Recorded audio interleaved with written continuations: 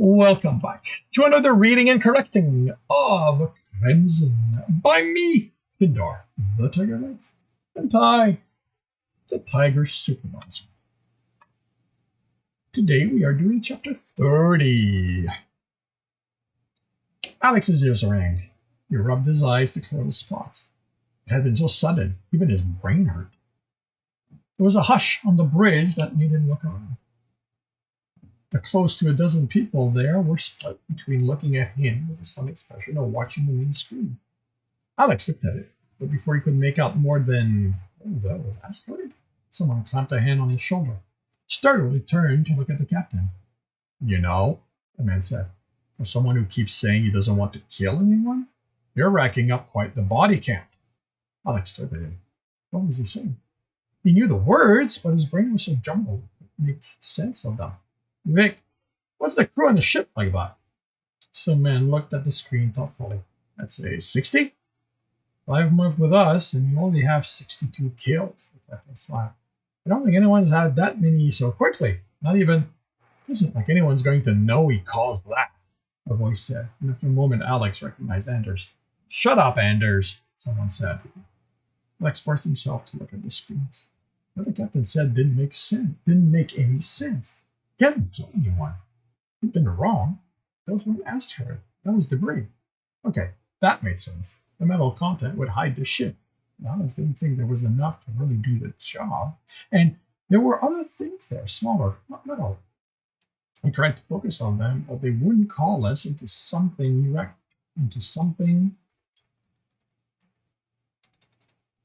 Why is there a color? There's something you recognize.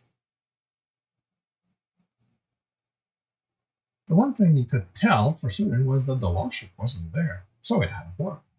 Hey, Crimson, what did you do? Alex turned away from the screen, but he couldn't find what spoken. It took him a moment to get his mouth to work. Why was his brain so foggy? He'd been thrown out of the system. He'd been thrown out of systems before. I had to stop them. He hesitated. He felt like the words were fighting him. I found myself in the propulsion system, so I shut down everything there. Everything? Omen asked.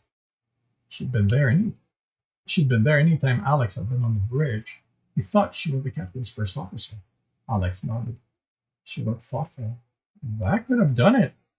He nodded to the screen. If the safeties went down before the rest, you'd end up with bad stuff mixing together. It ignites in the fuel reservoir next to go.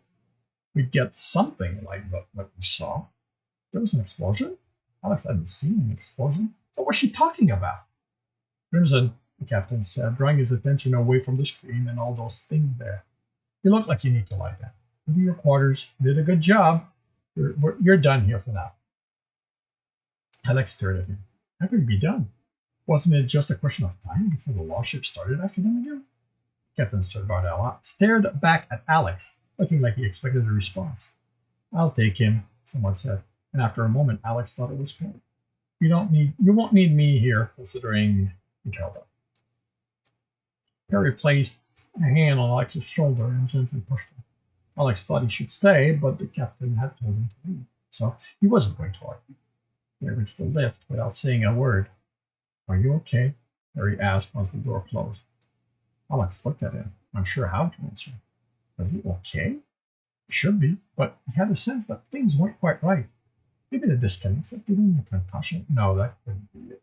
No, that couldn't be. The sound had been loud, but he'd heard louder. Took out the earpiece and checked for blood. There wasn't any. I am, he answered. He wasn't panicking, so he had to be okay, right? Perry didn't look convinced, but he didn't say anything. The door opened at Alex's level, and they were almost at his quarters when the seal came running. I did it. I did like you said. I looked for patterns in what they did, and I managed to get through his defense and keep them off the ship. That's good, Alex said in reflex. It was only a moment later he worked out that someone from the law ship had managed to slip by him while he was busy. Hadn't there been a second coercionist? Why was it so damn hard to think? Forced a smile. That's great, Asir. She opened her mouth, but Perry shook his head. She remained behind while Perry guided Alex back to his room. Will wasn't there, and that was a good thing. Alex could do with being alone for a while. Are you sure you're okay? Perry asked. Alex nodded. I'm just going to lie down for a while, which he did. He thought he might sleep, but now his mind decided it was time to work. It went over the last moment of the coercion. Alex had sent the command to shut everything down. The other coercionists hadn't liked that. No, that wasn't right. It sounded scared. A moment later, the connection had cut with loud static. Alex frowned. How had he been thrown out? He hadn't seen the attack. And the disconnection didn't happen with noise. His view just went blank. Where had the static come from? The screams. Why had the system screamed? His opponent used an attack Alex had never seen before. A shadow of a thought formed at the back of his mind, but Alex focused on something else. The coercionists had been good, possibly better than Alex. Younger too, but that had been the point of disorientation. But what had been the point of disorienting him so much? To keep him from reconnecting? But why? He had to have monitored programs on all the connections by then. Why else had he found him so fast? The shadow moved closer and Alex heard his voice. What if the coercionist wasn't the one who caused the disconnection? It reminded him of someone, but he blocked that memory. But the question made no sense. If it wasn't the other coercionist who had kicked him out, who had? The image of the field of debris came to him, the small things floating among them. What were those things? They weren't so small he couldn't see them, so why couldn't he make out what they were? Where was the lost ship? The question popped out of his own voice, not that of the shadow. We did it, the shadow said. Did what? He'd been kicked out of the system, so he hadn't stopped them. Their ship, maybe, but why wasn't the coercionist inside this ship now? Without Alex to defend it, it would be simple to take control. So why weren't they in already? They can't.